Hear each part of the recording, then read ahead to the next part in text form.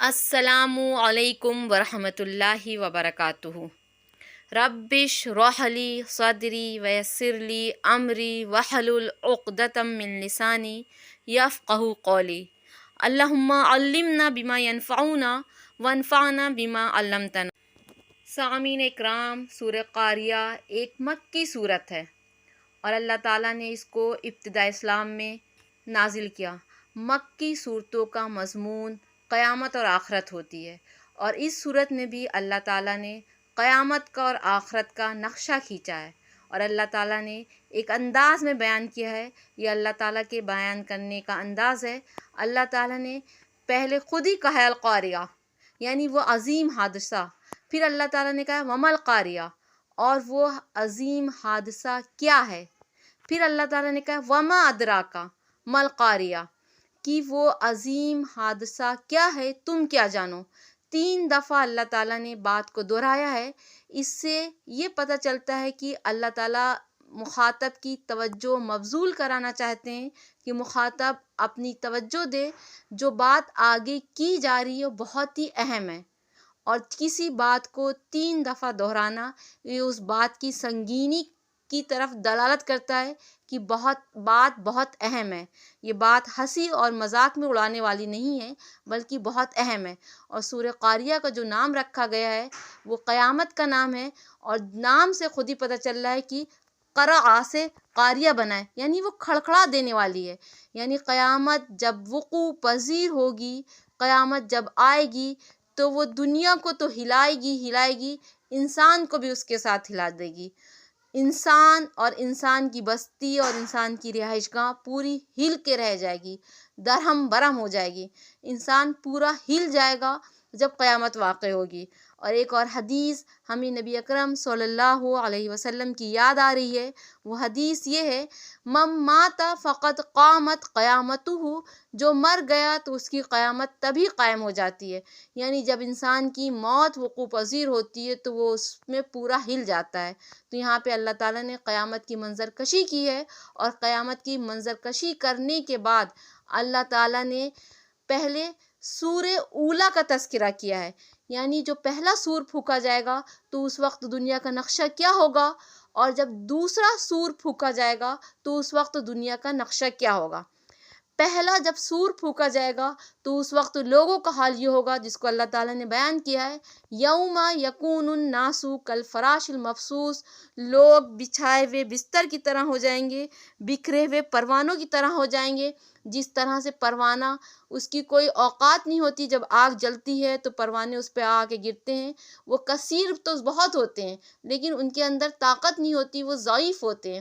تو اسی طرح سے انسان کثرت کے ساتھ ہوں گے لیکن انسان ضعف کی حالت میں ہوں گے، اپنے وجود پر اپنی بقا پہ قادر نہیں ہوں گے، بلکہ وہ سور کی آواز سنتے ہی وہ ایک طرف بھاگتے رہیں گے، اور وہ بھاگیں گے کس طرف؟ وہ خود بخود اپنی اپنی قبروں سے اٹھ کر میدان حشر کی طرف بھاگتے رہیں گے۔ پھر دوسرا اللہ تعالیٰ نے منظر کشی کی ہے کہ دنیا کا کیا حال ہوگا۔ دنیا کے وہ پہاڑ جو ہزاروں مربع میل کی دوری پہ پھیلے ہوئے ہیں، وہ پہاڑ جس پر شہر بسے ہوئے ہیں، اور وہ پہاڑ جو بہت مضبوط ہیں، جو اپنی جگہ سے ہل نہیں سکتے، وہ پہاڑ اپنا توازن کھو دیں گے اور وہ آسمان میں اڑنے لگیں گے، اور وہ ایسے اڑیں گے جیسے کہ رنگ برنگے اون ہوں، وہ اون کی طرح بے وزن ہو کے اڑنے لگیں گے۔ یہ دنیا کا حال ہوگا اور انسان کا حال ہوگا۔ اللہ تعالیٰ نے انسان کا حال اور دنیا کا حال اس صورت میں بیان کیا ہے، اور آگے جو اللہ تعالیٰ بیان کر رہے ہیں وہ دوسرے سور پھونکنے کے بعد کے حالات بیان کر رہے ہیں۔ جب دوسرا سور پھونکا جائے گا تو اس وقت میزان عدل قائم ہوگا، اور جب میزان عدل قائم ہوگا تو لوگوں کی کرتوتیں، لوگوں کے نام اعمال وہ عدل کے میزان میں تولے جائیں گے۔ تو جب وہ تولے جائیں گے تو جس کا نام اعمال بھاری ہوگا وہ عیش کی زندگی میں ہوگا۔ یہاں پہ ایک بات قابل غور ہے، وہ بات یہ قابل غور ہے کہ نام اعمال بھاری کیسے ہوتے ہیں۔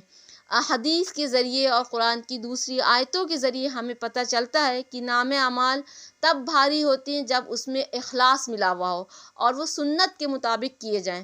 جو کام نبی اکرم صلی اللہ علیہ وسلم کی سنت کے مطابق کیا جائے اور جو اخلاص کے ساتھ کیا جائے وہ بھاری ہوتا ہے۔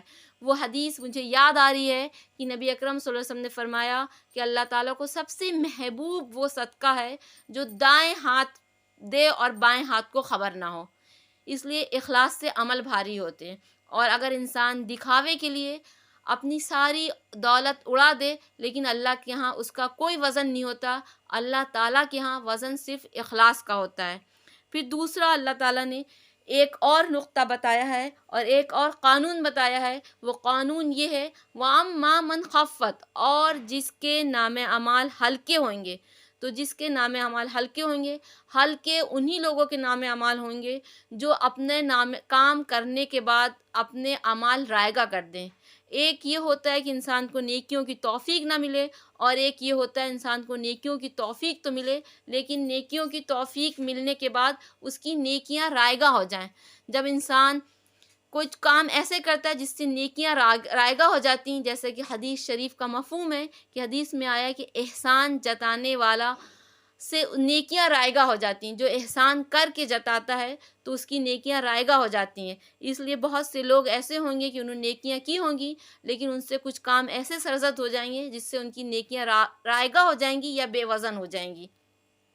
لہٰذا اللہ تعالیٰ فرما رہے ہیں فَأَمَّا مَنْ خَفَّتْ مَوَازِينُهُ، جس کا نام اعمال ہلکا ہوگا، فَأُمُّهُ هَاوِيَةٌ، تو اس کی ماں حاویہ ہوگی۔ حاویہ کیا ہے؟ حاویہ وہ جہنم کا نام ہے۔ حاویہ اس چیز کو کہتے ہیں جو بہت گہری ہو اور جو اوپر سے پھینکی جائے اور کسی گہرائی میں جا کے گر جائے، تو جہنم میں جہنمیوں کو اوپر سے پھینکا جائے گا اور وہ جہنم کی گہرائی میں جا کے گر جائیں گے۔ یہاں پہ جو ماں کا لفظ آیا ہے اس کا مطلب یہ ہے کہ ماں کی گود میں بچہ آ کر پناہ لیتا ہے۔ بچے کا اصلی ٹھکانہ ماں کی گود ہوتی ہے۔ قیامت قائم ہونے کے بعد جہنمیوں کا اصل ٹھکانہ وہ جہنم ہوگی۔ اس لیے یہاں پہ یہ فرمایا گیا امُّ حاویہ۔ پھر آگے فرمایا گیا وَمَا أَدْرَاكَ مَا هِيَ، تم کیا جانو وہ حاویہ کیا ہے۔ وہ حاویہ صرف ایسی نہیں ہے کہ وہ صرف گہری ہوگی، یہ وہ ایسی نہیں ہے کہ اوپر سے پھینک دی جائے گی، بلکہ وہ حاویہ ایسی ہے نارٌ حامیہ کہ اس میں دہکتی ہوئی آگ بھری ہوئی ہوگی۔ یہ اللہ تعالیٰ نے جہنم کی منظر کشی کی ہے اور آخرت کی منظر کشی کی ہے۔ اللہ تعالیٰ ہم سب کو جہنم سے محفوظ رکھے، کہنے والوں کو بھی سننے والوں کو بھی، اور اللہ تعالیٰ عمل کرنے کی توفیق عطا فرمائے اور اخلاص سے بھرپور کام کرنے کی توفیق عطا فرمائے۔ وما علینا الا البلاغ، والسلام ورحمۃ اللہ وبرکاتہ۔